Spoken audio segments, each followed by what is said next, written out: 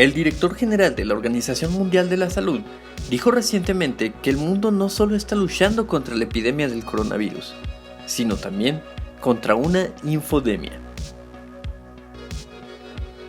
La desinformación desenfrenada obstaculiza a aquellos que buscan tratamientos confiables y seguros en el hogar. Cualquier persona con una cuenta de redes sociales sin duda ha visto al menos un ejemplo de esto, desde el significado de COVID-19 hasta la supuesta predicción por Nostradamus o de los Simpson. Las noticias falsas sobre el coronavirus se están extendiendo casi tan rápido como el virus mismo. Si bien las noticias falsas no son nada nuevo, las consecuencias de tales noticias relacionadas con el virus demuestran que tenemos otra epidemia que se mueve junto con la actual pandemia mundial. Estas noticias con información falsa pueden afectar las medidas que las personas están tomando para tratar de prevenir la propagación del virus. También su propia salud física y su salud mental. Si las personas realmente creen que beber agua tibia con limón cada 15 minutos puede curar o prevenir el virus, entonces las personas podrían dejar de tomar las medidas recomendadas por los Centros para el Control y Prevención de Enfermedades. En una situación más extrema, creer que una sustancia química es un tratamiento para el virus, cuando no está científicamente probado, puede llevar a una persona a la hospitalización o incluso a la muerte.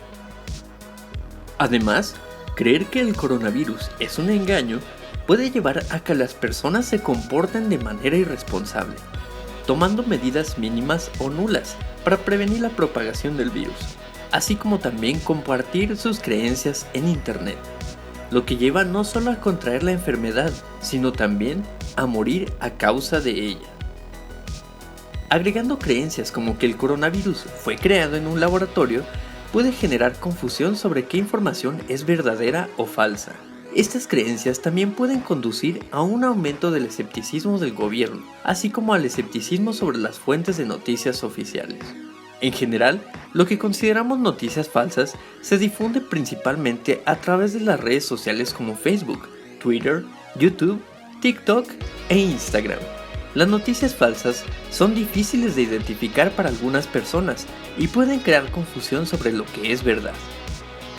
La información falsa se comparte continuamente sin saberlo entre los miembros de una familia. Con su rápida difusión a través de las redes sociales, los usuarios son bombardeados con información falsa de forma regular. Por lo general, cuando las personas obtienen información a través de los medios amarillistas, la información es persistente y duradera. Tiene más impacto que la información de las fuentes de noticias de medios oficiales. Probablemente debido a su naturaleza sensacional y su valor de choque. Pero no solo las noticias que son obviamente falsas, o quizá no tan obviamente falsas, son problemáticas. Cuando las agencias gubernamentales cambian su tono sobre medidas preventivas efectivas relacionadas con el coronavirus, como cuando los Centros para el Control y Prevención de Enfermedades declararon por primera vez que el público general no necesitaba el uso de cubrebocas, para recomendar luego que todos usen los cubrebocas para prevenir el riesgo de contagio. El escepticismo del gobierno, de la ciencia y de las noticias de medios oficiales aumenta. Si las personas comienzan a ver las noticias como falsas debido a informes sesgados o a recomendaciones contradictorias, entonces para ellos las noticias falsas ahora deben ser noticias reales. La principal forma en que podemos combatir las noticias falsas consiste en educarnos sobre qué es falso y qué no, y hacer nuestra propia verificación de datos cuando se nos presenta información de cualquier fuente. Y aunque algunas plataformas de internet como Facebook y Twitter ahora están tomando medidas para eliminar estas noticias falsas, depende de nosotros como consumidores asegurarnos de que la información que estamos recibiendo y compartiendo sea precisa, ya que de no hacerlo podría haber consecuencias muy graves. Si bien podemos ayudar a disminuir la desinformación y promover una actitud socialmente responsable, hay personas las cuales pueden ser más difíciles de convencer.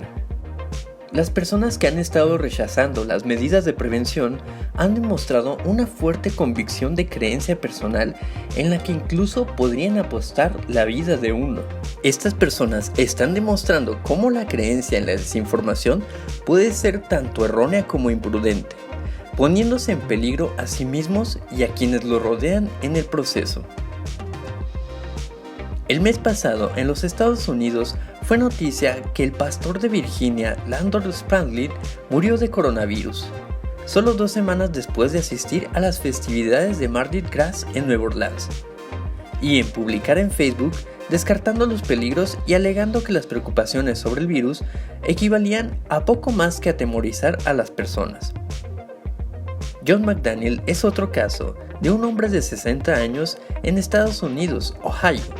Él murió también de coronavirus, aproximadamente un mes después de llamar que las medidas eran una estrategia política y criticar las restricciones impuestas por el gobierno.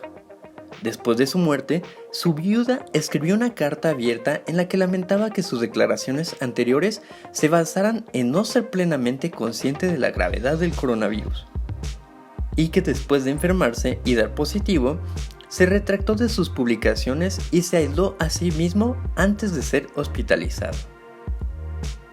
La creencia en la desinformación siempre tiene el potencial de dañar, y para el coronavirus, ese daño se reduce a la pérdida de vidas humanas. Tales comportamientos ponen en riesgo no solo a las personas mayores o a aquellas con alguna enfermedad crónica, sino a todos nosotros. Es importante reconocer que los bloqueos y las órdenes de quedarse en casa no solo están ahí para proteger a un sector de la población, sino también al público en general. Si alguien elige no practicar el distanciamiento social responsable, también está forzando esa elección a otras personas. No hay forma de priorizar las libertades personales, como aquellas personas que salieron a protestar para poder ir a conseguir un corte de cabello.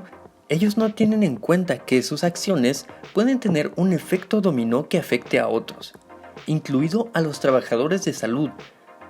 Aquellas personas que están dispuestas a reabrir la economía están poniendo en riesgo a otras personas al hacerlo.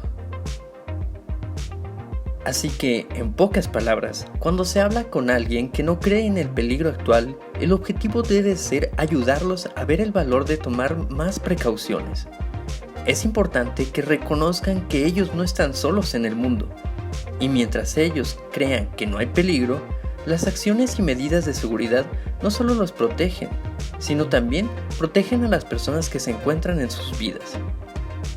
Y recuerda que para combatir la infodemia, debemos educarnos sobre qué es falso y qué no, y hacer nuestra propia verificación de datos cuando se nos presente información de cualquier fuente.